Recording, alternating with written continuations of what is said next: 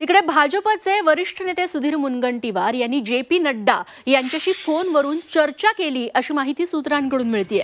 Mungantiwar J P. Nadda यांची भेट देखील घेणार आहेत। यासाठी ते 18 किंवा 19 तारखेला जे.पी. नड्डांची भेट घेण्यासाठी दिल्लीला जातील अशी शक्यता वर्तवली जाते।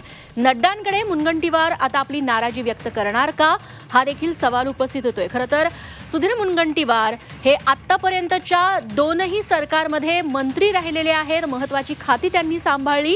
मात्र यंदाच्या वेळी त्यांना मंत्रिपदापासून दूर ठेवण्यात आले मुनगंटीवारांना आणि त्यामुळेच मुनगंटीवार नाराज असल्याची चर्चा आहे। याबाबत ते भाजप अध्यक्ष जे.पी. नड्डा यांच्याबरोबर फोनवरून त्यांनी चर्चा केली अशी माहिती मिळते सूत्रांकडून आणि त्यांची ते 18 किंवा 19 तारखेला भेट देखील घेतील।